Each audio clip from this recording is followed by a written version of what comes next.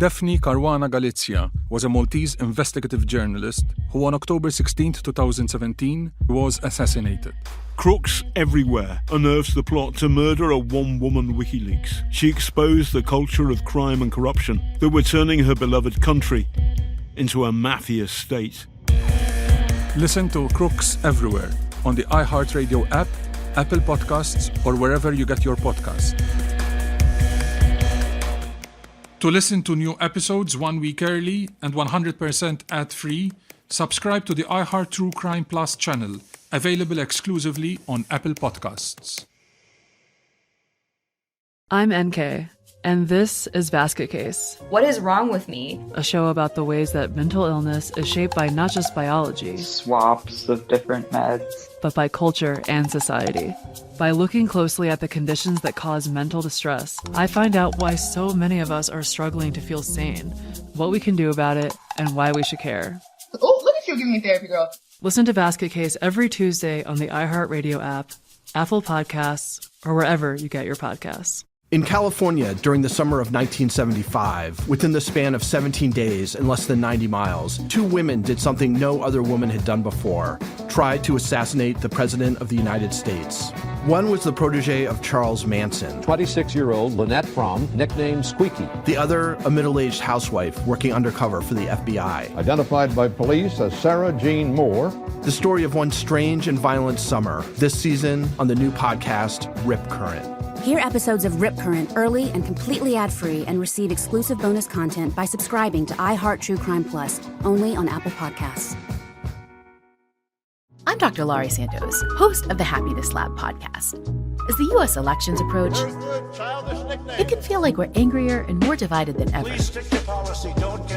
But in a new, hopeful season of my podcast, I'll share what the science really shows, that we're surprisingly more united than most people think. We all know something is wrong in our culture, in our politics, and that we need to do better and that we can do better. Listen on the iHeartRadio app, Apple Podcasts, or wherever you listen to podcasts.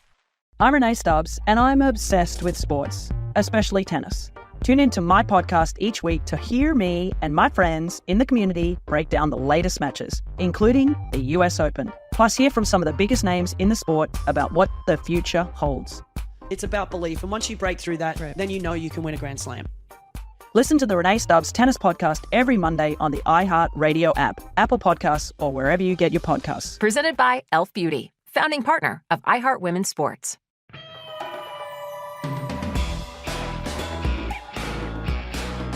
Still the Place with Laura Layton, Courtney Thorne-Smith, and Daphne Zuniga, an iHeartRadio podcast. Hi, guys. Hi. Laura was afraid her glasses were going to reflect the light on Zoom. And I remembered that we had a director who had been a child star who used to tell us, chin down, ladies. And she would do this thing where she'd go, see what this looks like, see what this looks like. And then Daphne remembered her name. Nancy. Because you said she was a child star. She had blonde hair. She was full of energy. And I'll tell you what she said to me. She said, Daphne, look just below the camera. Like if this is the lens, look right here and stare off and give me that stare at the end. That's what I learned from Mickey Rooney. So at the end of a scene, when you wish they would say cut, but they don't say cut. So you're like, yes. Oh, I don't know what to do. Just look right there. And think of Mickey Rooney. But here's It's a perfect and then get all out. flushed. Do you remember that at one point she was going through a divorce and she would keep us there for like 18 hours? Do you remember that? And I was like, why are the hours so long? And she said, she's getting a divorce. And I was like, oh, never work with a director who's going through a divorce because they never want to go home. Oh my God. That's I'm trying to think of who else kept us there long now. I'm trying to think who I want to keep shooting over and over. We want people with a happy home life because then they want to get through the day and get home. Yes, like true. Well, that was Phil Rosenthal was famous for on Everybody Loves Raymond, that he had a happy home life. So they had really good hours because he wanted to get home to his happy home life. So all the writers got to have happy home lives. That's so cool. Isn't that sweet? And just what you think he'd be like. Yeah. That's great. That's a good telltale though. All right. So we have another recap this week. It is episode 8 in season 1. It's episode 8. And can I ask you guys something? So I was watching this and I was thinking, I feel like I'm able to watch it. It's just like Jenny and Tori said, like, I'm becoming more of a fan. I'm getting more separation. Yeah. And I'm like, oh, I know why everyone had a crush on the guys. Like, I'm suddenly seeing them not as the guys I worked with, but like objectively, or Andrew, who I dated, or my friends. Like, I'm going, oh my goodness, there's one. And when we get to it, I'll say it. But Grant had a line where it was just so charming and sweet. And I was like, oh, well, like, they're so I think I know which one you're objectively talking about. adorable. You do when Amy came in. We'll talk about it when we get to it. I wrote it down, but I'll say it when we get to it. Because he showed through, right? His charm showed through. And I just thought, oh, I get it. I get why the ladies love the show. Well, Like, I did really too. And see it. It's funny, Courtney, because now I'm watching scenes with you and Andrew, knowing that something already happened off camera. So Well, I'm like, very much of that in this episode. like in this for sure. episode, I'm like, they're really close together on that. Yeah, couch. we were driving to work together at this point. Yeah. Really? Oh Sure. my God. So you're like, can we shoot it again? Can we Yeah. shoot this scene again, please? We can see it all over the screen. It's That's super so fun. funny. Yeah. It's great. Yeah. So this one is season 1, episode 8, Lonely Hearts is the title. And it aired in And this one September. I remembered so clearly. Really? Like, I remember filming it so clearly. I remember the storyline, not my storyline, but Amy and Matt Roth's storyline. Yeah. I remember it so clearly for whatever reason. I That's feel so like funny. this story was pretty like relevant and like poignant and stood out. It doesn't surprise me that you remember it, actually, because I think it was a big story to tell. Yeah. That woman in peril thing. And yeah. Well, not Funny even that you just don't remember your own bit in it, but I know. you're just so caught up in your personal life, Buying and your the car. relationship, maybe. Yeah, exactly. Love But I it. think, Laura, you know what you said, relevant. I was a little surprised that this storyline, which we'll obviously find out, is as relevant. It's like age old. It's still relevant It's today. constant. Yeah. It's Totally. was back I then. was thinking that too, and we'll get into it. It's basically about stalking, and I watch, some might Or say a- too much Dateline, which is valid, but still, you're like, the Yeah. cops don't have enough power to do anything when women are being terrorized. Women are still expected to just, and she's very clear from the beginning. She's very clear from the beginning, and he just doesn't hear her. There's too much to give away. It's so good. All right, let's get started. So it begins with Sandy and Rhonda shopping in a boutique. They're trying on hats. They're having a good time. Random dude walks by, looks in the window. Dancing around, which is every guy's version of what women do. It's either having a pillow fight or dancing in a store trying on While hats. trying Have on you hats. Well, they're ever danced in a having fun. store? But turns out they're being watched. So the guy walking by, he looks in the window and he stops and he wants to watch some more. And then he starts interacting with Sandy through the window. Then he comes inside and they introduce themselves, and he says, wow, you must be an actress or a model. You've just got all the right, parts and pieces and whatever.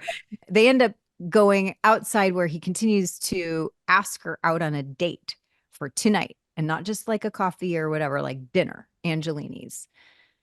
So, And he's super handsome and seems super sweet. But did you guys notice when they were filming it, like, something was weird? Like, there must not have actually been a front window, because there was no window when he was filming, and it looked like they weren't really dealing with each other. Did you notice that? And they clarified it for one side of it, maybe like took the Well, window then he out. walked in past camera, but you never saw a window. I couldn't get past all the denim. Did you notice all the denim? Denim on denim. I did. Denim on denim and denim overalls and denim. Rhonda had her jeans. overalls. Yep. The extras were in denim. Denim. Oh my God. There was so much denim in the 90s. Oh, on and covers. the cowboy boots walking Yes, down the denim. street was the very opening, with the Yes. denim and the cowboy boots Yes. walking down Melrose, which Yeah. then, is sort of foreshadowing, because we see that And you again look later. at the extras, literally after that scene kind of wraps it up, then all these extras walk by with all these Denim. jeans on and jean jackets. And I Really just bought a funny. denim dress yesterday. So I'm You did? right in with 1994. I'm right Nice. in. Right I back. have a denim dress too. So I think I think it's just confirmation that the 90s fashion is now. It's back. It is. Either that or All we're right. terribly out of touch. Court. Or we're stuck in the past. Yeah. One or the other. We think we're I have the same wild. hairdo, so I might very well be stuck in the past. All right. We're allowed to Okay. be stuck in the past. Okay. So then at the restaurant, Paul and Sandy are on this date at Angelini's, and Sandy is, sort of trying to get to know him, finds out that he works. He's boring. He's boring. and so she says, boring. yeah. And she says, the way we met, that was weird. She sort of acknowledges it right off the bat.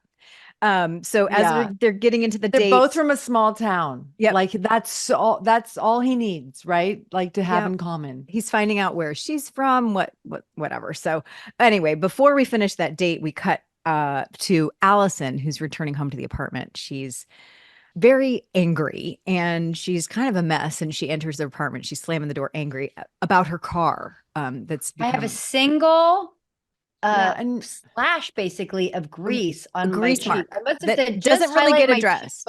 Just highlight my cheekbone. Yeah. You requested that, didn't you, Court? Right here, please. Right here. You must have said just have something, and Lona went, "All right, here you go," and gave me a swipe of grease.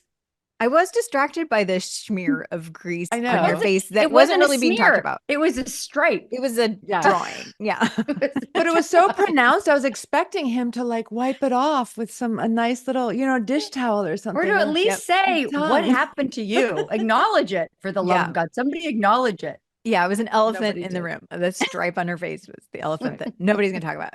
But she does say that if she had a gun, she would shoot her car because she's so angry about the unreliability of her car. And she's had such a horrible day.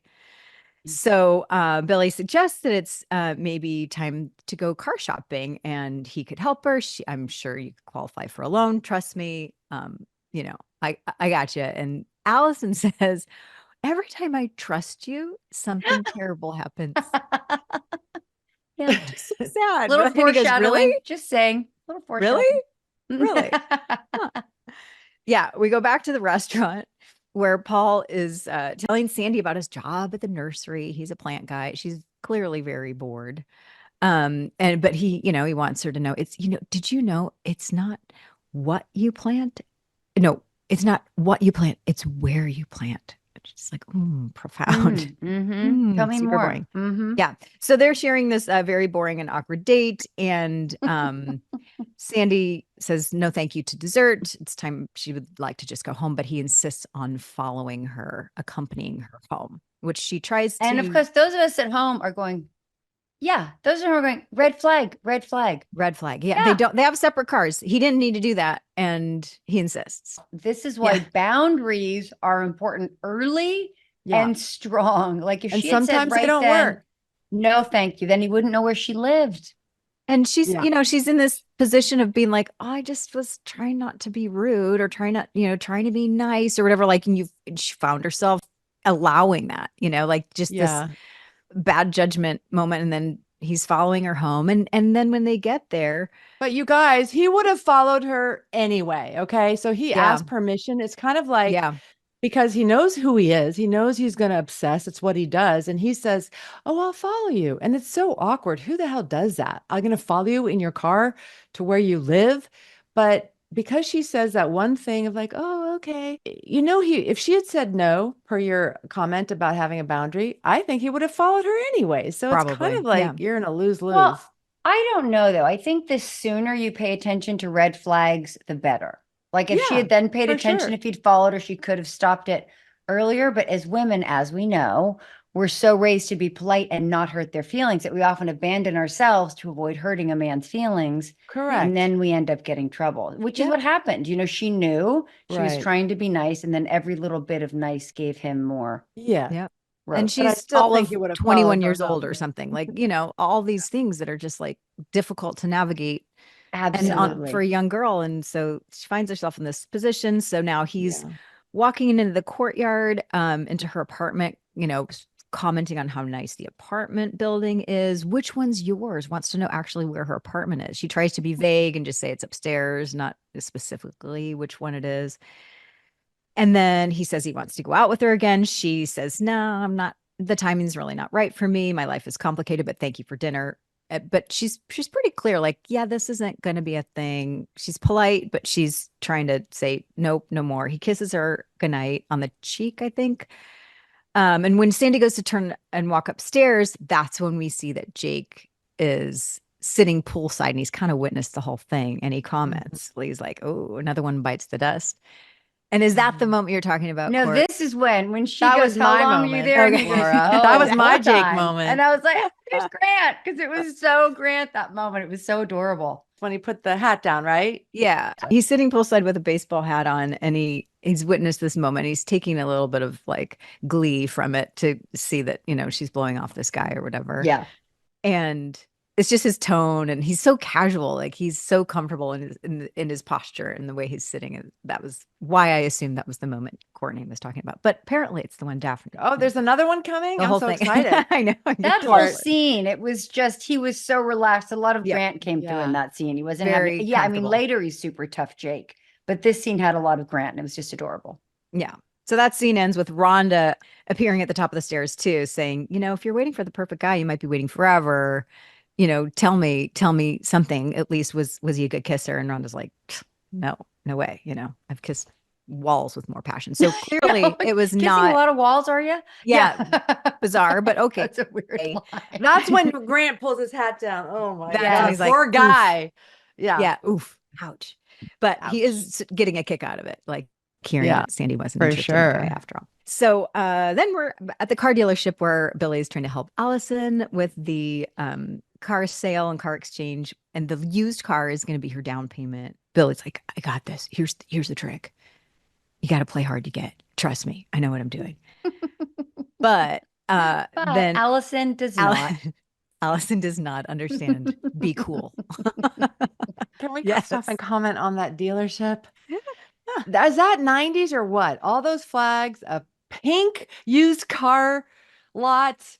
The guy, it was so 90s. And does it stand out at me now because it's all this time later? Or was that, I mean, I know it was beefed up back then, right? I just noticed like the prices of the down payments, like only $200, $598 or whatever, and like just the prices were, oh my goodness. Have car lots changed that much though? There's one on Lincoln still that I think looks like that. Magenta with all those flags? Maybe not magenta. Looked like, I couldn't tell if it was a taco joint or a or like the little like windy guys that like that do that. I just loved it.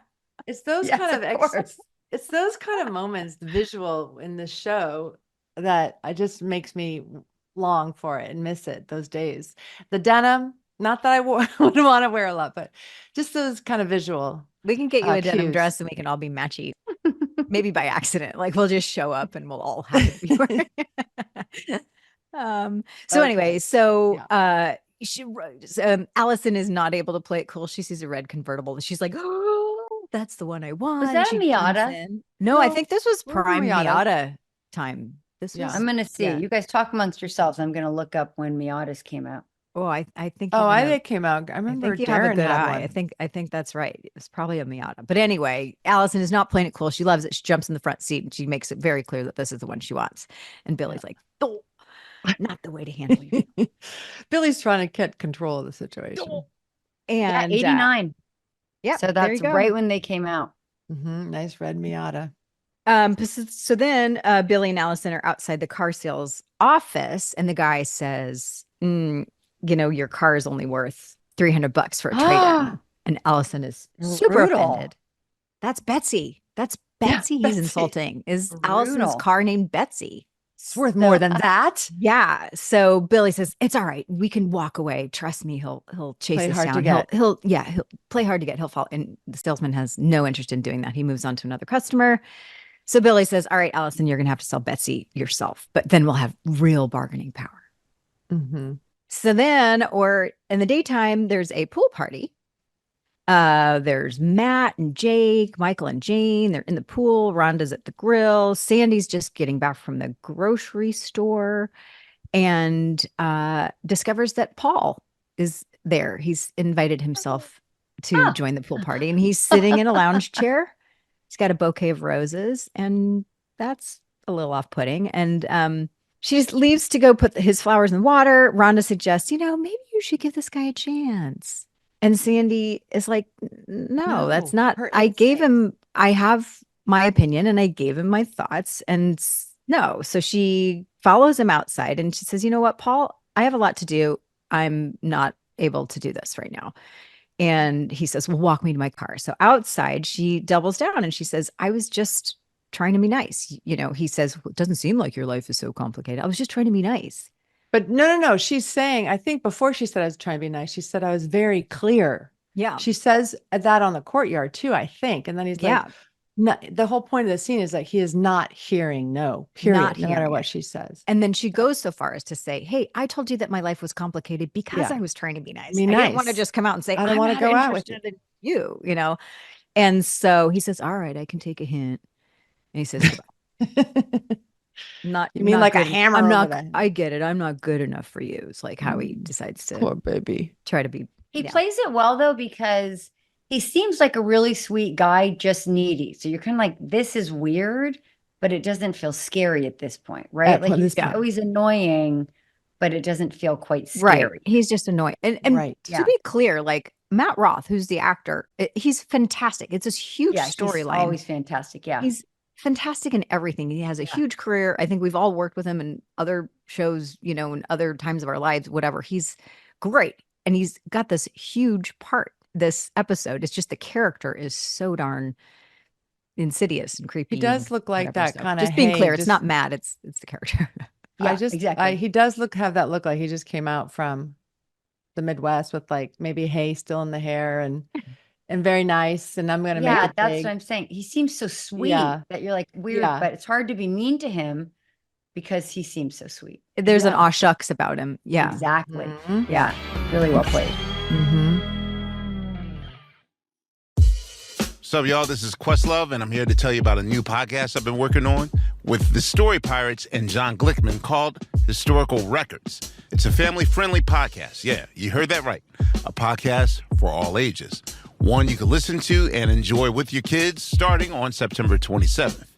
I'm going to toss it over to the host of Historical Records, Nimini, to tell you all about it. Make sure you check it out. Hey, y'all. Nimini here. I'm the host of a brand new history podcast for kids and families called Historical Records. Historical Records brings history to life through hip-hop.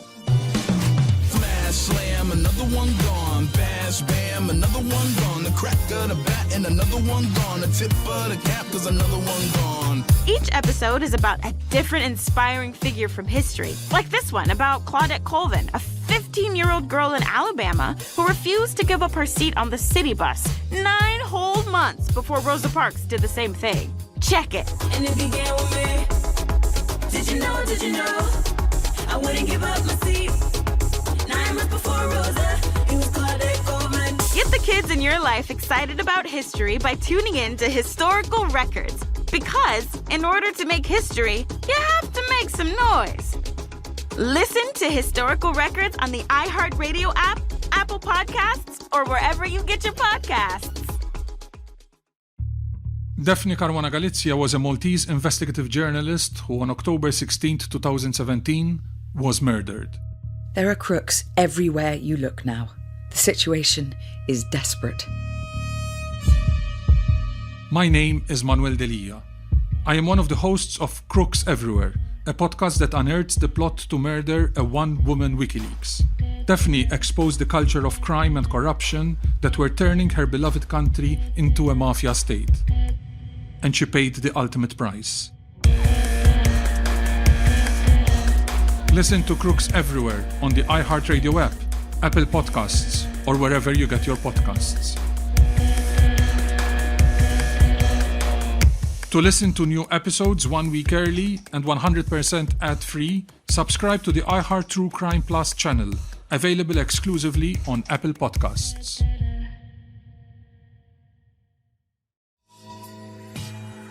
In a galaxy far, far away. No, babe, that's taken. We're in our own world, remember? Right. In our own world, we're 2 space cadets. And totally normal humans. Sure, totally normal humans. Embark on a journey across the stars, discovering the wonders of the universe 1 episode at a time. We'll talk about life, love, laughter, and why you should never argue with your co-pilot. Especially when she's always right. Right. And if we hit turbulence, just blame it on Mercury retrograde. Or Emily's questionable space piloting skills. Hey, join us on In Our Own World, for cosmic conversations, stellar laughs, and super corny dad jokes. Listen to In Our Own World as a part of the My Cultura podcast network, available on the iHeartRadio app, Apple Podcasts, or wherever you get your podcasts. And don't worry, we promise to avoid any black holes. Most of the time. I felt too seen. Dragged. I'm NK, and this is Basket Case.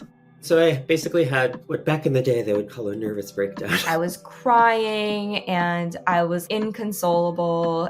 It was just very big, sudden swaps of different meds. What is wrong with me? Oh, look at you giving me therapy, girl. Finally, a show for the mentally ill girlies. On Basket Case, I talk to people about what happens when what we call mental health is shaped by the conditions of the world we live in. Because if you haven't noticed, we are experiencing some kind of conditions that are pretty hard to live with. But if you struggle to cope, the society that created the conditions in the first place will tell you there's something wrong with you, and it will call you a basket case. Listen to Basket Case every Tuesday on the iHeartRadio app, Apple Podcasts, or wherever you get your podcasts. Senora Sex Ed is not your mommy sex talk. This show is La Plática like you've never heard it before. We're breaking the stigma and silence around sex and sexuality in Latinx communities. This podcast is an intergenerational conversation between Latinas from Gen X to Gen Z. We're covering everything from body image to representation in film and television. We even interview iconic Latinas like Puerto Rican actress Ana Ortiz. I felt in control of my own physical body and my own self. I was on birth control. I had sort of had my first sexual experience. If you're in your Senora era or know someone who is, then this is the show for you. We're your hosts, Diosa and Mala, and you might recognize us from our flagship podcast, Locatora Radio. We're so excited for you to hear our brand new podcast, Senora Sex Ed. Listen to Senora Sex Ed on the iHeartRadio app, Apple Podcast, or wherever you get your podcast. The next morning, Sandy wakes up to the clock radio informing her about how hot it's going to be in LA. There's Santa Ana winds. And Rhonda is in the living room packing up stuff, cassette tapes, by the way, for an aerobics seminar. She reminds Sandy that she's going to be out of town at an aerobics seminar in Houston. Sandy opens the front door to discover that the swimming pool has been filled with lilies, which happen to be a flower. Now, lilies are those lotuses, like the lily pads, right? Because they're floating. I thought that looked really, stalker aside, obsession, like inappropriateness aside, I thought it was really cool. All things aside. Wow. I was like, that pool looks great. How come we didn't do that more? Were you surprised that Michael wasn't more angry? He was skimming the pool, and we've seen him skimming the pool before and like doing yard work, and he's angry, but this one didn't anger him. He was like, oh, 1,000 flowers didn't seem to upset him. Yeah, right. Yeah, and he does say, and they're from Paul because he left a note. So it confirms that he's starting to super stalk. So back with Alison trying to sell her car, she meets an old lady who is very discerning and does not want to. Yeah, but can we say the star of this scene is my jacket, which looks like I've escaped from a vaudeville show. Oh, why am I wearing a huge pinstriped jacket? It was like you had a skirt suit on or something. Like, it was very shoulder pads. Did I attack a clown? What happened? Neutral, and then the striped jacket. That is and huge. I thought you just came in a back show from when they're D&D. trying to make a young man look stronger, like they'd put him in this jacket, not a young But those woman. were the jackets we wore. We did wear shoulder pads and like big boxy giant blazers, right? I thought you came back from D&D. I don't think that's specific to Alison in this moment. I think that was a sign of the times for sure. That was ridiculous. I imagine the costumer, I don't think it was Denise said, I imagine the costumer saying, it's a short scene, suck it up. And I was like, all right. They always have their excuses. It's a short scene and it's all the rage. Everyone's wearing them. Because I don't think it not was that just one. I promise you, not that one. I think that was Alison's business look for the day. But the old lady who's like examining the car is very in the know about all the Very things high that must be wrong with standards. Betsy, and she's not. She reminded me of Aunt B from Mayberry. Totally. She turned around. She says, "Not for me, honey." No way. Yeah. rust in Iowa. Oh no, and all that. She just turns around. I was like, Sorry, "That wasn't honey." me." That reference is not for our younger listeners. Mayberry, RFD. Look it up. We just did a really good impression. Daphne has really good impressions. So then Sandy is near the mailboxes and she's talking to Jake, explaining how like this guy's just not getting it. I was straight to the point, and he's just not getting it. And they have this weird kind of conversation about their own history is in this scene that out of like nowhere. Yeah, it's sort of like he throws it in about like, wait, remember when we first met? We were strangers, just like you and this guy. We were strangers, but we were both lonely. It was just kind of got a little twisted about what we were talking about and why. But oddly, also then Jake tells Sandy that she should consider why she's not giving Paul a chance.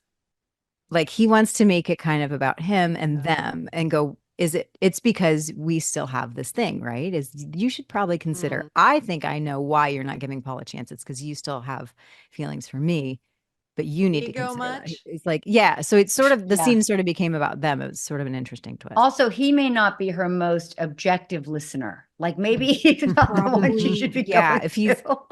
His feelings seem to be very caught up in this, and he wasn't really hearing what she was trying to say, which is like, this dude isn't getting the point, and I feel creeped out. Yeah, he's like, what does this have to do with us dating years ago? And she's like, I'm not.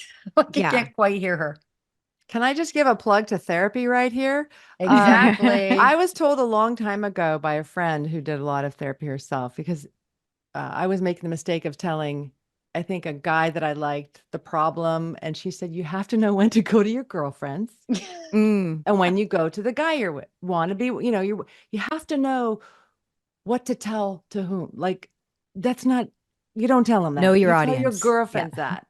So this is an example of where if Sandy had had help from therapy, she might know, go to the girlfriends and not consider to the her source. ex. Yeah. He's not her best person. Yeah. No, he's not her best person here.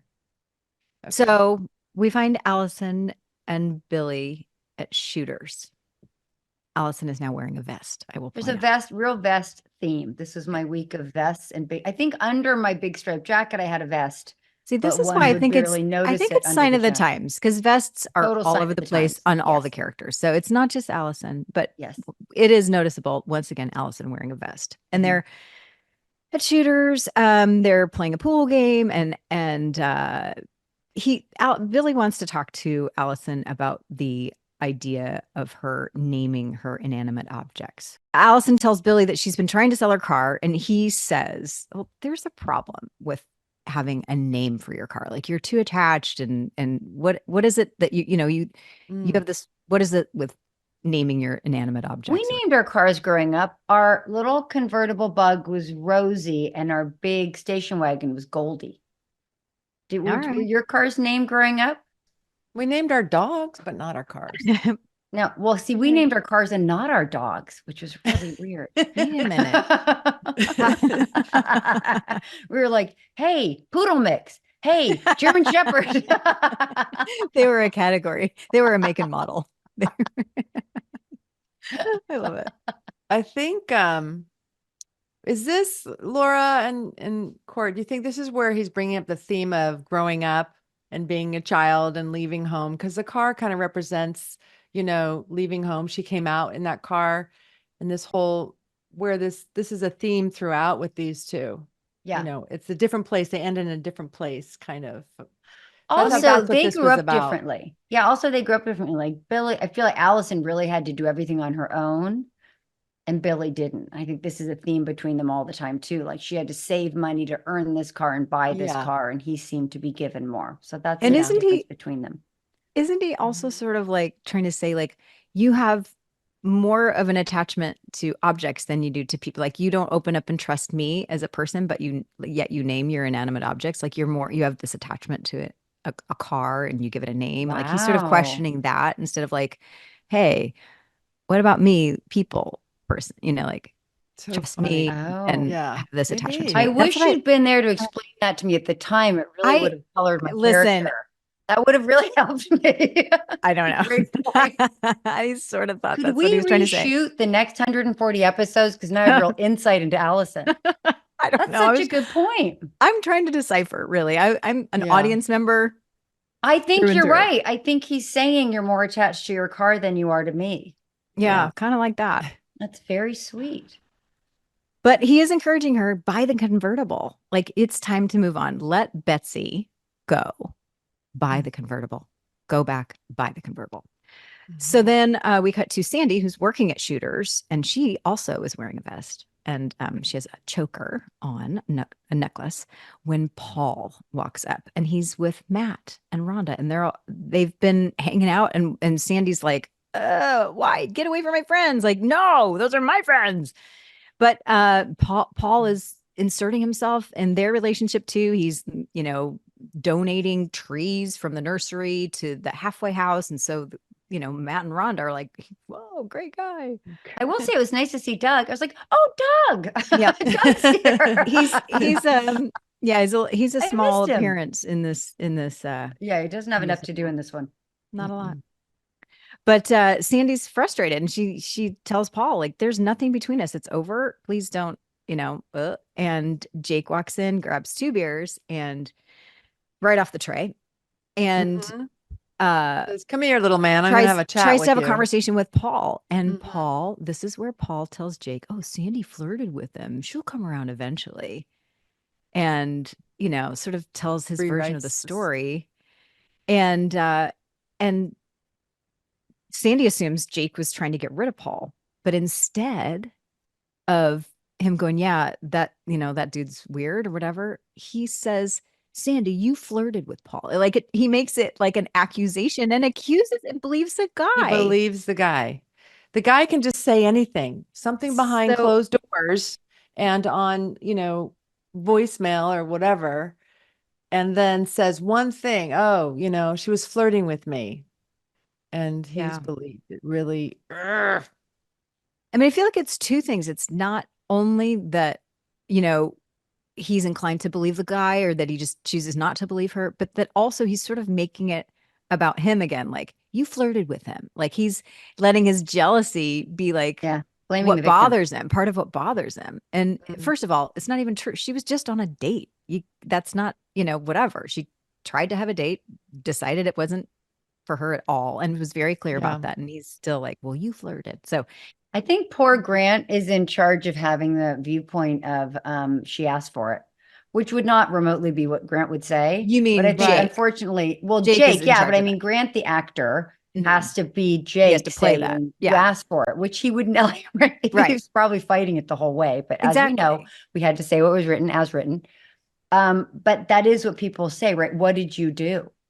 And I think, it's a classic story. Like, that's still is a thing. I think women all the That's time what we are were like, saying. well, It's what were relevant. you, what were you wearing, or what did you do? Like, there's always That's What very signs slow did to you give change. off? Yeah. Yeah. Unfortunately. Yuck. So all then the time. Sandy is leaving Shooters after her shift. She needs to walk out in the dark neighborhood by herself. She says goodbye to her coworkers, and she walks away by herself, walking down empty streets. And it's a little creepy. She's looking over her shoulder. She is understandably nervous, and she's looking over her shoulder. And sure enough, we see footsteps. We hear them. Those we see jeans them. with And the those boots. jeans and the boots. And they hurry. As she hurries, they hurry. So it's all very, very creepy. And that scene, I think, is just like, every woman knows what that feels like. This feeling of like, I'm alone. I'm finding myself in this weird moment where I don't feel safe. And it's that scene really, I got it, Yeah. That was scary. Sandy comes home, and she realizes when the apartment is empty, oh, of course. And I'm home alone because that's right, Rhonda's in Houston for this thing. And Sandy presses the answering machine to listen to her messages, and Paul has left a bunch of messages starting at 2 a.m. and they continue, and they get more desperate, and they get more stalky, and talking about how she shouldn't be out this late. So it's terrifying. And Sandy starts crying as she's listening to these horrible Poor baby. That's a horrible messages. feeling. I was probably Sandy at this time in 1992, I was working at restaurants. Like I was exactly this, right? Like coming home late at night from working in a restaurant or a bar and stuff. And like, feel like there's so much about this scenario that I was like, oh God, I recognize that, coming home to an empty apartment or whatever, like it's dark or it's late. Or I had a roommate. We had one apartment where we came home from work, but we had a peeping Tom in one of our apartment buildings. We lived in this duplex, and these two guys from the restaurant where we worked lived above us. And my roommate was trying to take a shower after work, and it wasn't even like dark. It was for this incident, it wasn't even dark. It was like maybe sundown or something, like around 8 p.m. in the summer. And some dude had pulled up like a milk crate or a box or something to stand high enough to peek in the window. And our roommates our housemates who are friends upstairs called this. There's somebody is somebody in the shower. There's somebody trying to look in your bathroom window. They alerted us to it. And then, so we're like, Cindy's frozen in the shower, like trying to find a corner of it where like the window doesn't have a view, whatever. God. And then the guys are having to like yell out the window to get this creeper guy to go away. And he only decides to run away when they yell that they're calling the police or whatever. But like just that vulnerable feeling of like being in a place. And then that was horrible. But then we had another incident where we were coming home late at night. We worked at a bar together, one of these bars that closed like late at night, like Sandy's doing, right? She's leaving alone. And we parked our car where we park, and we're walking up to the door of our apartment, and we had like this creeper, like flasher dude, like a real act of like aggression, but like just so creepy and gross. Flasher, totally, expose himself, whatever, at whatever it was, 2 a.m. or something, which is just the most creepy, awful feeling, and it just makes you feel it's so just unsafe. such a violation and just an assault. So anyway, I completely related to this thing of Sandy going, I got to walk to my car after work, and that vulnerability. And your apartment mates helped you. Yeah. Were you guys taken by how our friend at Melrose Place like had all the wrong answers for Sandy? I mean, she's on this all by herself. Nobody believes her. They say, oh, he's fine. He's charming. He's cute, like constantly. Well, I think that's what was so smart about the way they wrote it, which is he charms everybody and he seems so sweet and he befriends everybody around her. So when she starts to say he's creepy, like, oh, you're overreacting, which by the way, I like Laura, when you're telling that story, you said it was an assault because that happened to me, different variations of that. And it'd be like, oh, but what did he really do? But it scares you. And I think we're just starting to change the vocabulary and saying, oh no, that's an assault. Yeah. You may not be touching somebody, but you're assaulting their sense of safety and security. And so I think that's how we got around it. Right. So then everyone's like, but he's so nice. What's wrong with you?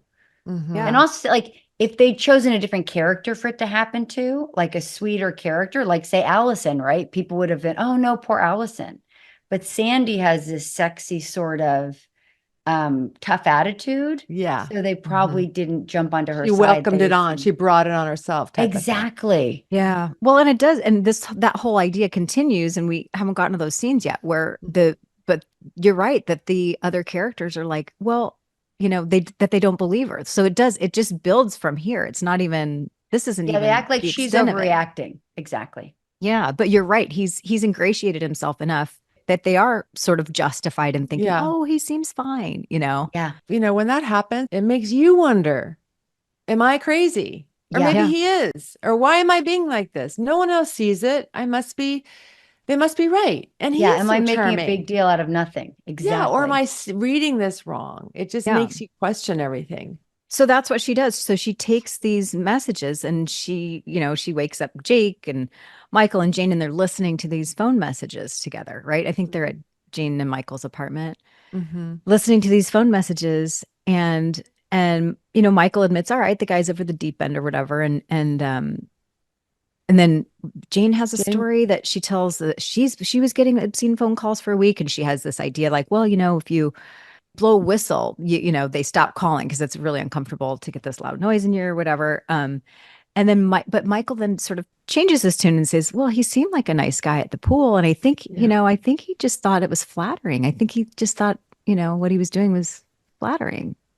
You know, Yeah. like that idea, they can't really help her except like she's got to go back to her apartment and she's got to go back and be alone and try to sleep, and she's still feeling vulnerable. And Jake follows her out and she says, you know, you said it yourself, wrong gender. Like you're not really being sympathetic here. And I don't feel good. You know, I don't feel safe. And What does that mean? You said it yourself, wrong gender. Because I think Wrong he gender. said in the previous moment where she was trying to tell him Get some in the compassion. courtyard. Yeah, like I'm not sorry, interested heard in you this snort. guy. And he had like not really been sympathetic about it. He's like, yeah, if you're looking for sympathy, you've chosen the wrong gender. He sort of said As it if about men himself. can't be sympathetic. Oh. So then it's sort of repeated again. I thought it was a weird moment too, though. Yeah, it was Weird weird. line. I know why it's weird. Yeah. And then they try to circle back to it and said, well, you said it yourself, wrong gender. So he's like, he's refusing to be sympathetic then, which is very Right. bizarre. Yeah. Anyway, so she has to go back to bed. She's trying to sleep. She can't. She's just laying there wide awake and the phone continues to ring. So like super vulnerable feeling. What's up, y'all? This is Questlove, and I'm here to tell you about a new podcast I've been working on with the Story Pirates and John Glickman called Historical Records. It's a family-friendly podcast. Yeah, you heard that right. A podcast for all ages. One you can listen to and enjoy with your kids starting on September 27th. I'm going to toss it over to the host of Historical Records, Nimini, to tell you all about it. Make sure you check it out. Hey y'all, Nimini here. I'm the host of a brand new history podcast for kids and families called Historical Records. Historical Records brings history to life through hip-hop. Smash, slam, another one gone. Bash, bam, another one gone. The crack of the bat and another one gone. The tip of the cap, cause another one gone. Each episode is about a different inspiring figure from history, like this one about Claudette Colvin, a 15-year-old girl in Alabama who refused to give up her seat on the city bus 9 whole months before Rosa Parks did the same thing. Check it. And it began with me. Did you know? I wouldn't give up my seat. 9 months before Rosa, it was Claudette Colvin. Get the kids in your life excited about history by tuning in to Historical Records. Because in order to make history, you have to make some noise. Listen to Historical Records on the iHeartRadio app, Apple Podcasts, or wherever you get your podcasts. Daphne Caruana Galizia was a Maltese investigative journalist who on October 16, 2017, was murdered. There are crooks everywhere you look now. The situation is desperate. My name is Manuel Delia. I am one of the hosts of Crooks Everywhere, a podcast that unearths the plot to murder a one-woman WikiLeaks. Daphne exposed the culture of crime and corruption that were turning her beloved country into a mafia state. And she paid the ultimate price. Listen to Crooks Everywhere on the iHeartRadio app, Apple Podcasts, or wherever you get your podcasts. To listen to new episodes 1 week early and 100% ad-free, subscribe to the iHeart True Crime Plus channel, available exclusively on Apple Podcasts.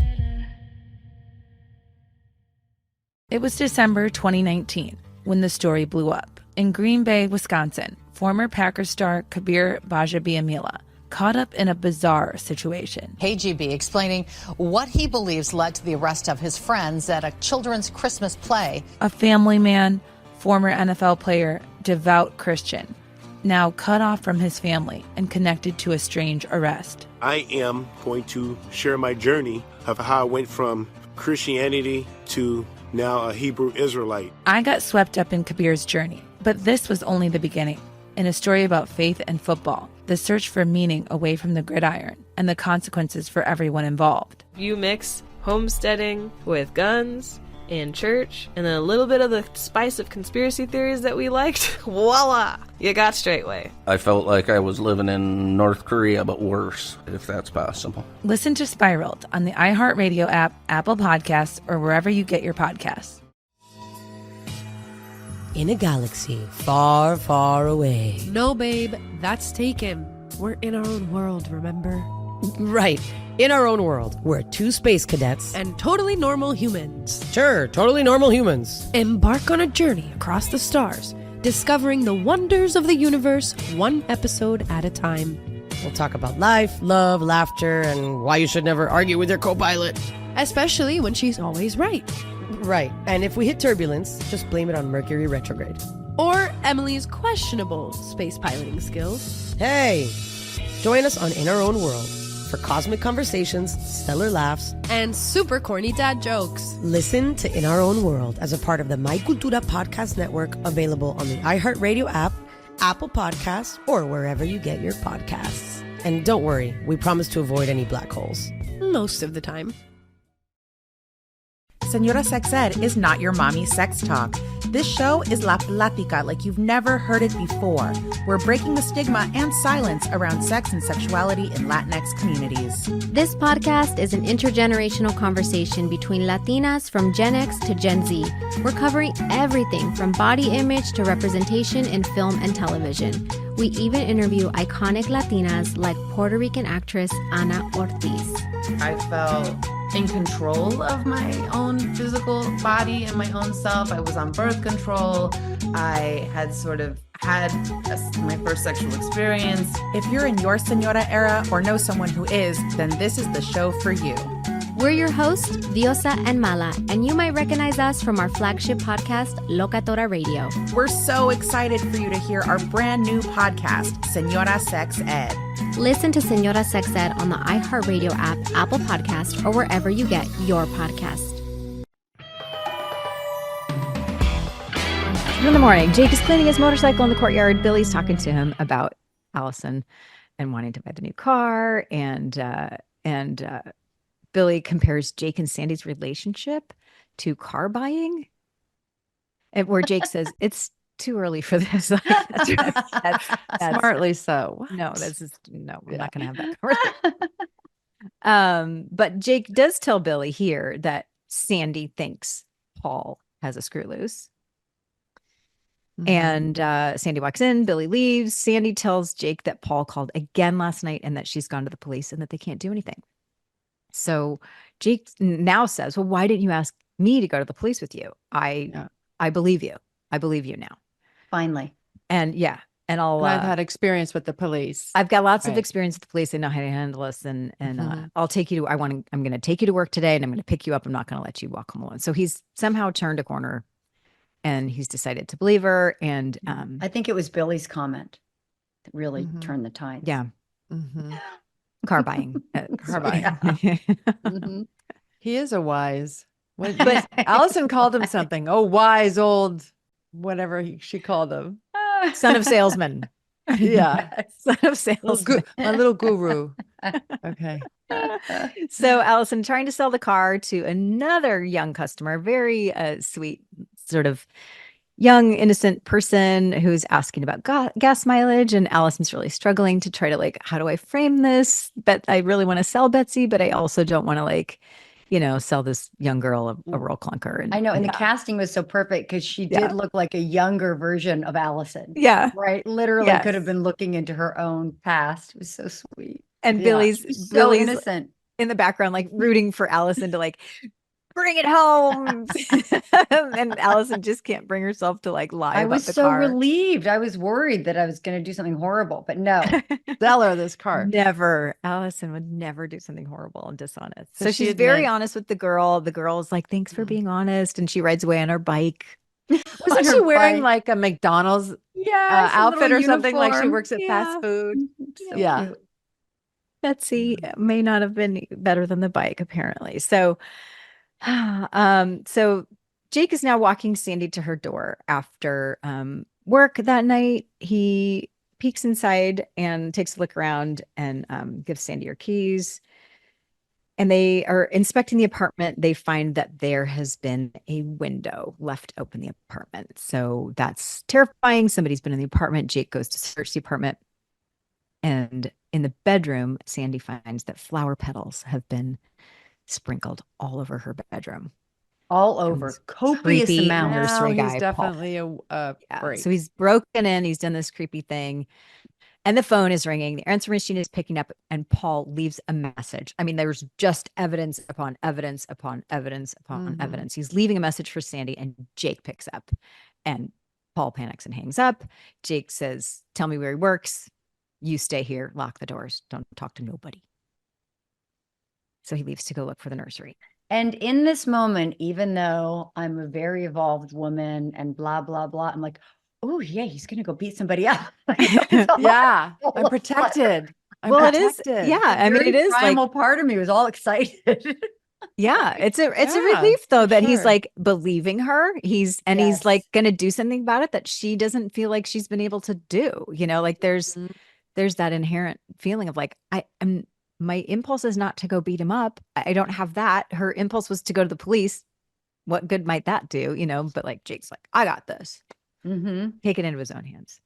So he hops the fence at the nursery, he goes into the office, and he finds Paul on the phone. And it sounds like he's leaving more messages. And Jake punches him out, falls to the ground, and Jake threatens to kill him if he comes near Sandy again. So that we're all like, yes. And again, my more evolved side is saying no, but my inner cave woman is all aflutter. Yeah. It's very attractive. Why is your evolved side saying no? My Well, evolved because side it's is like, saying, no, we should handle this in another way. But I'm just saying that there's that core cave woman side of me that's like, oh, he beat somebody up for her. Well, just the feeling of being protected, like having some sort of like, you know, if there's a way to threaten this guy back, like he's threatening to Sandy and she feels like she has no power, but this physical threat may actually speak to him. We can only hope. Yes. Well, it's very Melrose, you know, he's the guy, he's a tough guy. It's Jake. Wears the t-shirts and the leather thing. And that's the only way he knows how to do it. It's very Makeouts and punch outs. Melrose. Nice. Yeah. We gotta have them both. That's our show. Okay. So Go then on. he goes back to the apartment, tells Sandy that Paul won't bother her anymore. And oh, by the way, you should stay at my place for the night. Just to be safe. And so they're laying there. I think they're on the couch. Are they on a couch? I can't bed. Tell They're me. at the bed. Are they on they their were bed? in But in their bed. clothes. They're on the bed. In their clothes. In their Okay. And they're clothes. sort And of it took another like crazy fast turn. it became right? about them I was again. like, It was what like happened? yeah. Then they all of a sudden they're talking, they're being nostalgic and like sort of reminiscing about like what did happen with us. Oh, do you remember the first night we were together? And is it that we're too much alike? It did. It turned into a whole thing about. And I would love to men. hear like from our audience who remembers that and who's watching along with us, like, did the audience at that point, were they rooting for Jake and Sandy? Because I feel like, and I don't know if it's just, I knew all the players involved, but I just keep thinking, why do we keep bringing this up? Right. But I You were wonder if thinking the that? Oh, audience was rooting for them at all. Yeah, it's interesting. I'm Courtney, an audience member. I wasn't there, so like I feel like I'm an audience member, and But when you're and you're watching it- right. I'm not sure that I'm rooting for them. Well, but you know, right? Well, you don't know Amy because you came on after. Right. Amy I mean, left, I know them but as you obviously as know humans. Grant. Right. Yes. But like as the characters, like, am I rooting for those characters to be together? I can't tell. But it's also like they're sort of dropping the backstory. They're dropping it to us as they go. Right. We're little learning more drips. bits of the backstory. So this episode is, I think, we find out more, and this is how they're revealing it, is by having them reminisce together about it. Remember that first night we're together? Because up until then, we weren't really sure, like, do they have a history? What was their history? How long did it last? Why We is knew this there was there's some dynamic? history. Yeah. Right. But it was kind of vague. And so I feel like this is the episode where the writers are trying to give the audience more information by having these it's characters interesting that you reminisce. brought it up, Courtney, because I was thinking the same thing. And I keep thinking, I don't know if you feel this, Laura, because we weren't there, but I keep thinking these kids that there was more that we missed. But I realize I've watched every episode now with you guys. And Right. it's not more in the past. It's before the show started. It's backstory. Right. And yet I am wondering exactly what you're wondering, Courtney. Does the audience like this and want something to happen? Because they're teasing us for sure. Or maybe the writers were checking it out. Like when the writer, remember when Grant and Alison made out and they immediately said, never mind. Like maybe that was the plan. Yeah. But Andrew and I had such good chemistry that they were like, ooh, we got to abort. Like they just have to take it. That's so funny. I don't know. I sort of, Why are we so weird? I think I like my what I see is that seemed like they intended to have the Jake and Sandy be. I made balloons, you guys. I didn't even mean to do it. You did This is You balloons. would too? Few fingers. You get balloons on a Zoom, people. I didn't even ask for them. You got balloons. Yeah. But remember, I had mine turned off. We're getting sidetracked again, Yeah. but now remember 2 pairs. Courtney, of that was so cute last week when Fire- you're like, I want to join the party. And you're like, nothing. It's I so turned cute. it off. We have to change Courtney's Zoom This settings. is my so she can sister's get company. computer, so mine's totally off. I'm bummed. I forget to turn it off, and then here I am talking to you guys, and next thing I know, I've sent balloons. You're That's welcome. so funny. Thank you. You're welcome. So you were saying no balloons for them or balloons for them, Laura? Balloons?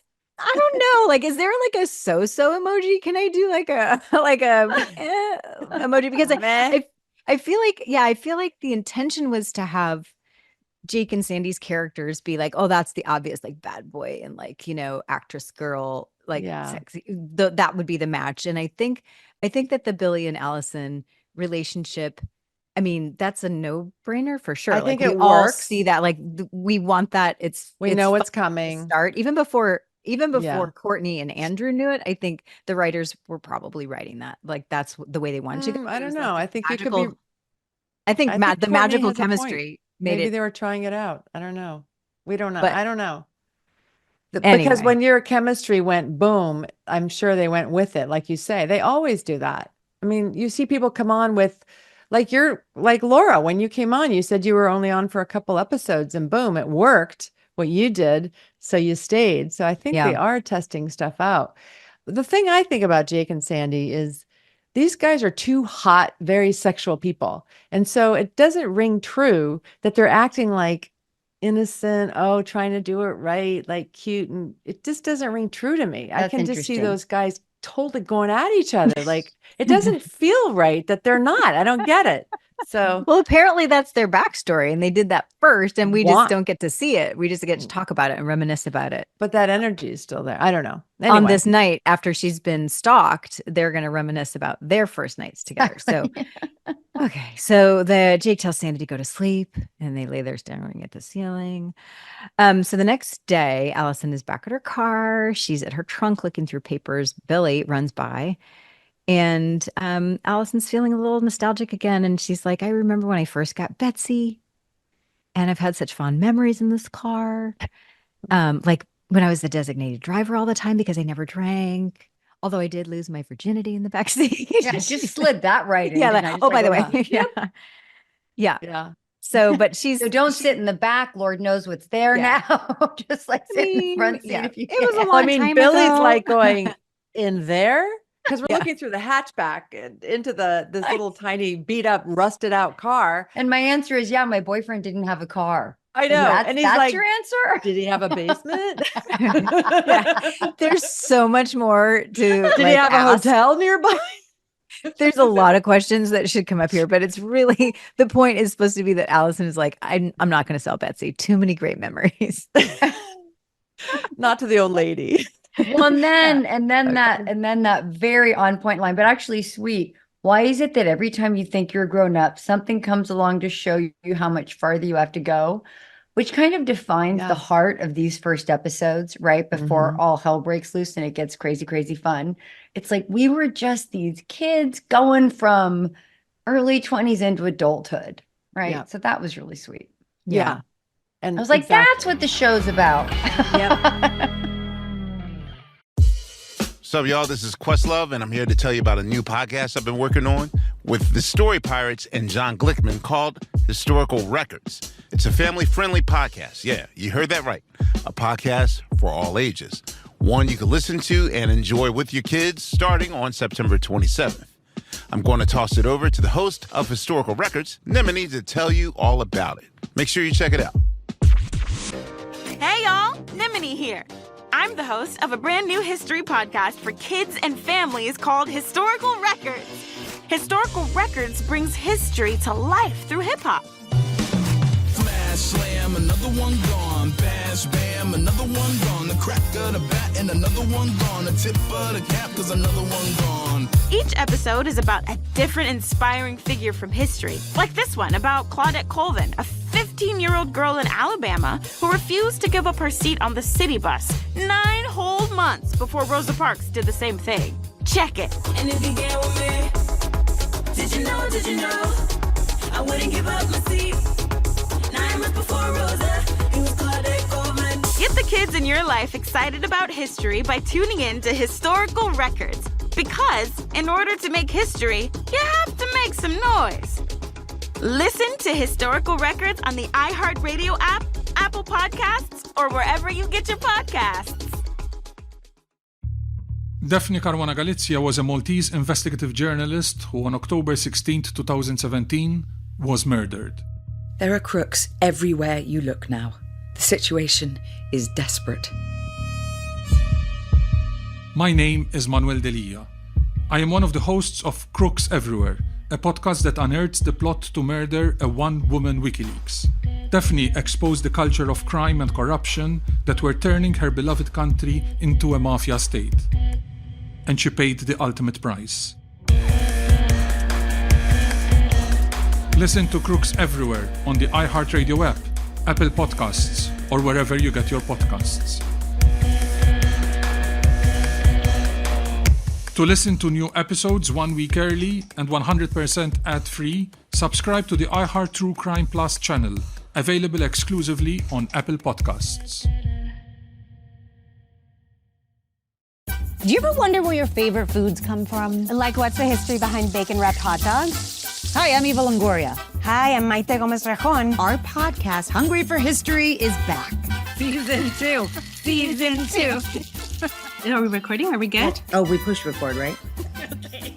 And this season, we're taking an even bigger bite out of the most delicious food and its history. Saying that the most popular cocktail is the margarita, followed by the mojito from Cuba and the piña colada from Puerto Rico. So all of these we thank Latin culture. There's a mention of blood sausage in Homer's Odyssey that dates back to the 9th century BC. BC? I didn't realize how old the hot dog was. Listen to Hungry for History as part of the My Cultura podcast network, available on the iHeartRadio app, Apple Podcasts, or wherever you get your podcasts. It was December 2019 when the story blew up. In Green Bay, Wisconsin, former Packers star Kabir Bajia caught up in a bizarre situation. KGB explaining what he believes led to the arrest of his friends at a children's Christmas play. A family man, former NFL player, devout Christian, now cut off from his family and connected to a strange arrest. I am going to share my journey of how I went from Christianity to now a Hebrew Israelite. I got swept up in Kabir's journey, but this was only the beginning. In a story about faith and football, the search for meaning away from the gridiron, and the consequences for everyone involved. You mix homesteading with guns and church, and then a little bit of the spice of conspiracy theories that we liked. Voila! You got straightway. I felt like I was living in North Korea, but worse, if that's possible. Listen to Spiraled on the iHeartRadio app, Apple Podcasts, or wherever you get your podcasts. In a galaxy far, far away. No, babe, that's taken. We're in our own world, remember? Right. In our own world, we're two space cadets. And totally normal humans. Sure, totally normal humans. Embark on a journey across the stars, discovering the wonders of the universe, one episode at a time. We'll talk about life, love, laughter, and why you should never argue with your co-pilot. Especially when she's always right. Right. And if we hit turbulence, just blame it on Mercury retrograde. Or Emily's questionable space piloting skills. Hey, join us on In Our Own World for cosmic conversations, stellar laughs, and super corny dad jokes. Listen to In Our Own World as a part of the My Cultura podcast network, available on the iHeartRadio app, Apple Podcasts, or wherever you get your podcasts. And don't worry, we promise to avoid any black holes. Most of the time. But back in Jake's apartment, he's walking out of the bedroom fully dressed, and Sandy having a very domestic moment, but just in like a long man's shirt, very like morning after look. She's cooking breakfast, and she's cooking it only for him because she's going to be dieting, but she made him this really nice Southern breakfast. Jake is acting surprised that the food is delicious. And Sandy sort of enters into another weird conversation, kind of deep, says, Jake, do you think it's depression or fear that brings some people together? Meaning So them. a little bit deep and out of the blue, but Yeah. at that moment, the police knock at the door and ask Jake to step outside. Okay, now I thought I wrote this down and I didn't, so I'm looking it up again. The African American policeman, did you recognize him? No. Okay, I'm looking it up right now. I can't believe I looked it up and I thought I wrote it down. Apparently I didn't. He's been in everything. Yeah, like everything. I was like, I know. Did you recognize him? I did, but I didn't. I didn't place him. And in fact, I made an assumption. I was like, oh my God, he was a policeman character for years in Melrose because I recognize him. And I was like, oh, I have storylines with him coming up in season 2, 3, 4, and 5 or something. I made that assumption, but I didn't actually double check that. I wonder if that's accurate. Yes, I found it. All cast and crew. Yeah, he's been in everything. And when I looked it up, I was like, oh, that's who he is. His name, darn it, Nigel Gibbs. Oh yeah, Nigel Gibbs, and he was in. Like, if you look at his IMDb, it goes on forever. And I was like, oh, that and that and that. He's one of those wonderful character actors who shows up in everything. NCIS Los Angeles, Veep, Bones, Rizzoli and Isles, it just goes on works and on all and on the time. Yeah. He probably still, like, he's one of those people who never stops working, and you know him, but you can't figure out from what. Right. Well, I do. I am hoping, and I'm assuming we're going to see him later. Like, he's a recurring, like, he's an LA cop for, these years on Melrose Place, and he'll be back because guess what? Sydney encountered the police lots of times. Right, and I feel like so Nigel did Joe. was probably Joe was there. thrown in the clinker a couple times. Clinker. We'll see. The clinker. All right, let's keep going. They've got questions. Mm-hmm. And Paul has now lodged a complaint. So Jake explains to the police that Paul had been harassing Sandy and that they're pretty sure he'd broken into her apartment and this and that. Jane and Sandy are watching Jake have this conversation with the police in the courtyard. And that's finally Michael apologizes to Sandy saying, I'm sorry, I didn't believe you. I guess it was a thing. Now she's worried that Jake's going to be in trouble for this. She says she doesn't really know what to do, but she has to do something. So this is like one of those examples to me, like one of you brought it up earlier. Like, if you, what did he actually do? Like, this idea, like, well, what did he actually do? Like, so he put flowers in your pool, or, oh, so he left you a lot of phone messages. Like, none of those things are to them count. Right. None of them count to like terrorizing her. That's what he did. But yeah, flowers. So, like, I asked a friend of mine, she's a DA attorney, and she I said, like, what recourse, what power do women have, like, in this sort of thing? Like, would you go, well, there's nothing to show for it. And she was pointing out that, like, what we have now that we didn't have then, and that Sandy didn't have then, is a cell phone, like a camera at all times. Like, photographic proof of these things is so much more powerful than anything we had in the 90s, than just her word. Exactly. And the idea that you can photograph, you can record a conversation, you can photograph the evidence of these things. And when they're cumulative, they all add up to tell the story. And beyond that, like, that the suspect or a perpetrator or whatever has to somehow have been informed that the person feels in danger or threatened and feel scared. Like, and with that knowledge, and that's like the proof that in order to press charges or find somebody guilty of stalking or whatever, that part of that equation is having a jury believe that the stalker knew that his behavior was scaring the person. So anyway, just like all those points are in this story where the police are like, well, there's nothing really we can do. So he did this, whatever. But then all of a sudden, Jake's the one in trouble because he went out and punched a guy. And that's, assault. So, well, exactly. It sounds like you're saying the laws are a little stronger now. You could get a restraining order, but it's still not strong enough because people can get away with way too much. You shouldn't be able to threaten somebody for no reason. I mean, even people who get threatened online. But it's more just like, what are the what are the things that a woman can do to protect herself? Or like, what are the things that are, first of all, we didn't have the phones in the 90s, so we didn't have that ability, that tool. But also just like knowing that informing somebody that they're frightening you and that it feels threatening, that is such an important piece of the equation. Which is insane. Oh, okay. Is that Yeah. anybody's natural instinct is to go to the threat and say, you're You're scaring me. Yeah, That's the I only feel scared. legal Yeah. recourse for you to stop is for me to admit that overpowering me is working. Like, that's ridiculous. Yeah. I mean, it's yeah. Anyway. No, So, I know yeah. you wouldn't wish this on anybody, and it happens Exactly. to far too many people. It's that's very what Sandy sad. said. She says, I don't know what to do, but I have to do something. Yeah. So anyway, we go find that Alison is back at the car dealership, standing next to her red convertible. And she Yay, so close. She tells Billy that she's not going to name any more cars. So she's trying to take steps in that direction. And she tells Billy, do not look for hidden meanings in what I'm saying.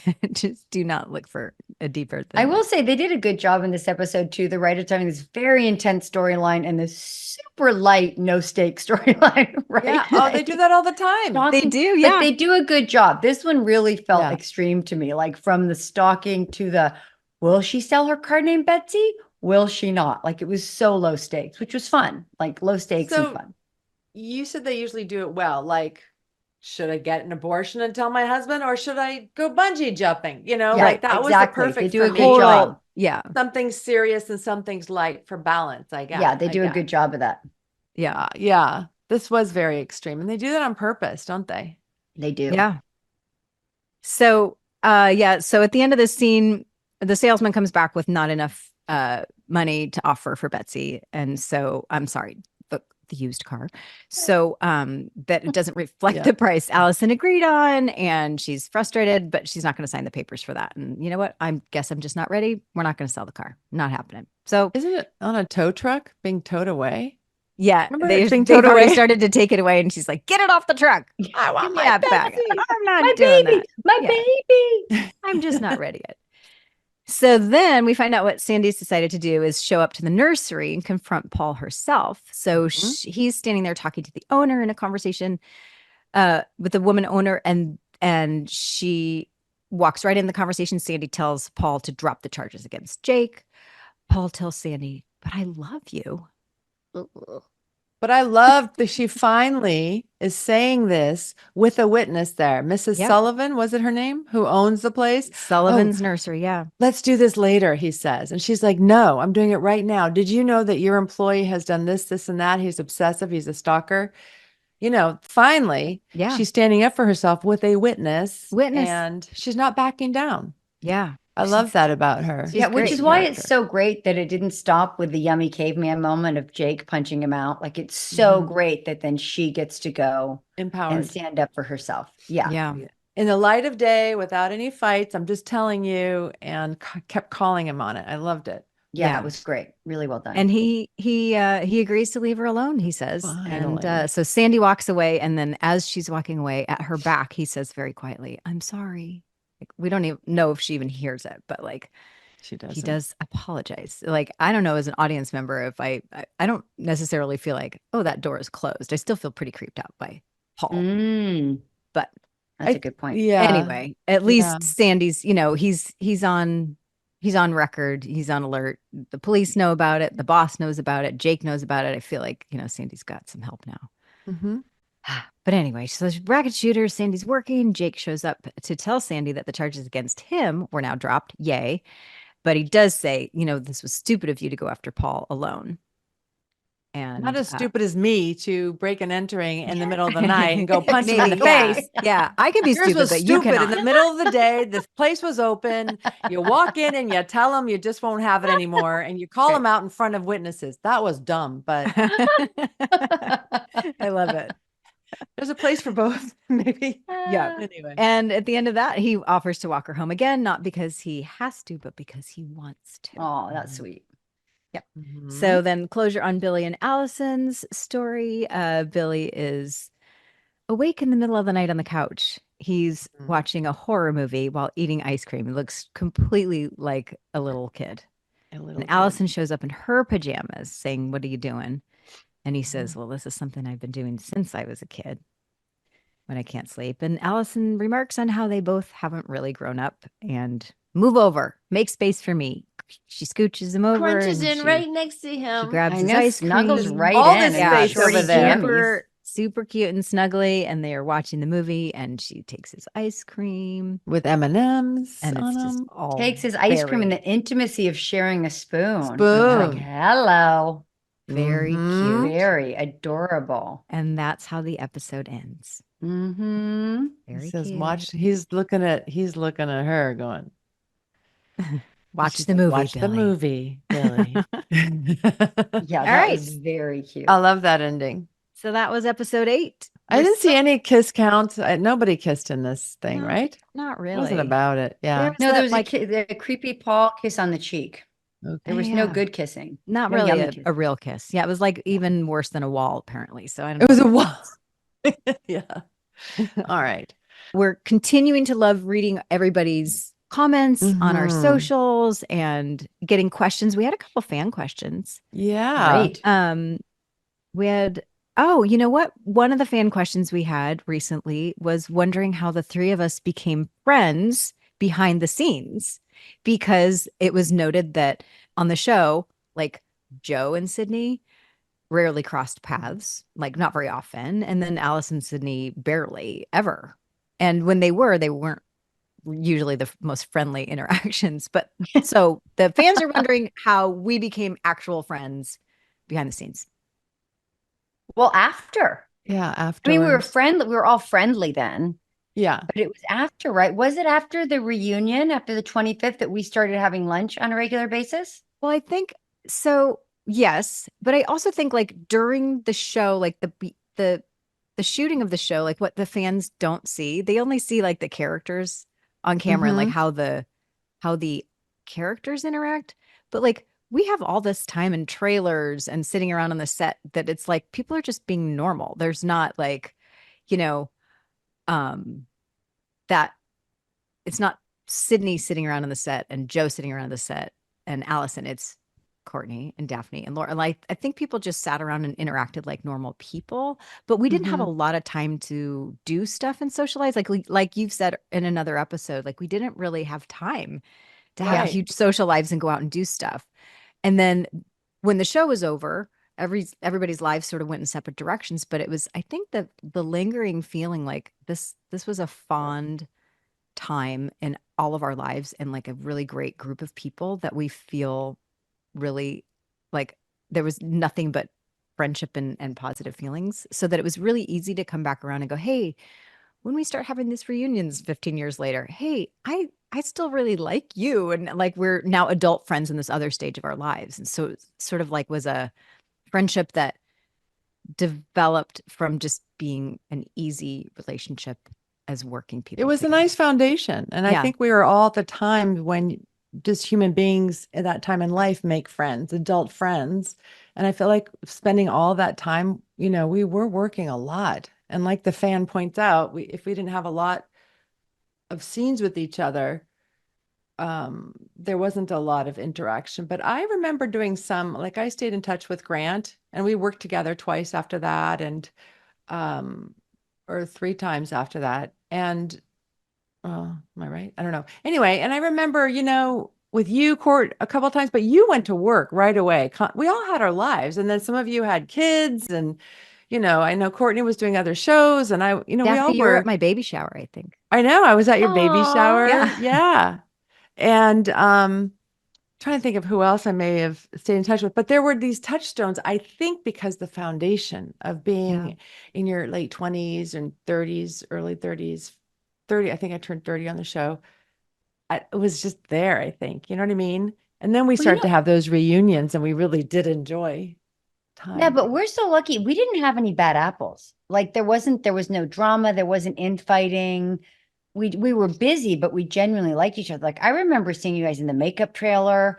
And sometimes if you didn't have scenes, you'd go hang out in the makeup trailer with each other and hang out in wardrobe. Like we genuinely liked each other. We were just busy. And then I remember we had a photo shoot at Entertainment Weekly, maybe Lots of 10 photo years after shoots. we exchanged a lot of numbers. Then we had cell phones because we didn't have like cell phones with texting when we were first working together. And then we'd run into each other. Then you start exchanging numbers and having that, we could keep up better. So the answer is always really friendly. And when we had more time, we became friends. Like it took the next step. Yeah. Because we could then have lunch. Like when someone sends out a text, do you want to have lunch? And then you can figure it out. Like it just became easier. Yeah. Later. And right. You had said something really sweet. After we had Josie on our episode, you said something really sweet, Courtney. You're like, we were so lucky. Like we just liked each other. Like we, as a cast, we were all so lucky to have the group that we had and how we all felt. Well, and so lucky that, so we've had Grant and Josie and Andrew on so far, and I can't wait to have everybody on. Like our co-stars are excited to come to hang out for an hour, right? Yeah. It's not, is it good for my career? Is it whatever? It's like, let's just get together and hang out. It's an excuse to get together. So I do think that's rare. And I think we're really lucky. And what I sent the text is people were liking the show we did with Josie, which it might be, it's out already. And I was saying, when I watch shows as a fan, I secretly hope that the cast really get along because I like the relationship so much. And I said, if I were listening to that podcast, I would have been happy to hear that we really do. Yeah. Right? It's true. We root for that. And we're lucky because we actually have that. And I do think that's rare. Yeah. For sure. Especially the amount of hours we worked and the intensity, right? It's amazing that nobody turned back. Nobody, really right? Yeah. We all held it together. We all held it together. True. Yep. If you're looking for dirt, we're going to have to dig deeper because we'll dig. We'll dig if you need the dirt, but we got what we got, which is like, we like each other. It's in the clinker. It's in the clinker. We were all in the clinker. All right. On that note, so I think we have another recap to look forward to, and I always look forward to seeing your faces. Yay! And one of these days we might all be in the same city and we can get back in person. But until then, always fun to see you on Zoom anyway. Yay! See you guys soon. All right. Soon. Bye. Daphne Caruana Galizia was a Maltese investigative journalist who on October 16, 2017, was assassinated. Crooks everywhere unearths the plot to murder a one-woman WikiLeaks. She exposed the culture of crime and corruption that were turning her beloved country into a mafia state. Listen to Crooks Everywhere on the iHeartRadio app, Apple Podcasts, or wherever you get your podcasts. To listen to new episodes 1 week early and 100% ad-free, subscribe to the iHeart True Crime Plus channel, available exclusively on Apple Podcasts. In California, during the summer of 1975, within the span of 17 days and less than 90 miles, 2 women did something no other woman had done before: tried to assassinate the President of the United States. One was the protege of Charles Manson. 26-year-old Lynette Fromm, nicknamed Squeaky. The other, a middle-aged housewife working undercover for the FBI. Identified by police as Sarah Jean Moore. The story of one strange and violent summer, this season on the new podcast, Rip Current. Hear episodes of Rip Current early and completely ad-free and receive exclusive bonus content by subscribing to iHeart True Crime Plus, only on Apple Podcasts. I'm NK, and this is Basket Case. What is wrong with me? A show about the ways that mental illness is shaped by not just biology, swaps of different meds, but by culture and society. By looking closely at the conditions that cause mental distress, I find out why so many of us are struggling to feel sane, what we can do about it, and why we should care. Oh, look at you giving me therapy, girl. Listen to Basket Case every Tuesday on the iHeartRadio app, Apple Podcasts, or wherever you get your podcasts. I'm Dr. Laurie Santos, host of the Happiness Lab podcast. As the U.S. elections approach, it can feel like we're angrier and more divided than ever.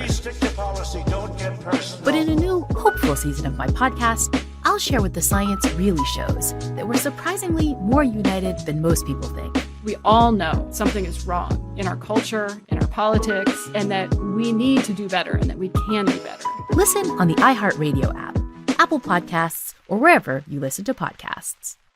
In 1982, Atari players had one game on their minds: Sword Quest.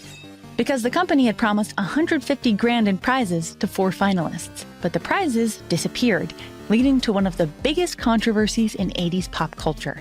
I'm Jamie Loftus. Join me this spring for The Legend of Sword Quest. We'll follow the quest for lost treasure across 4 decades. Listen to The Legend of Sword Quest on the iHeartRadio app, Apple Podcasts, or wherever you get your podcasts.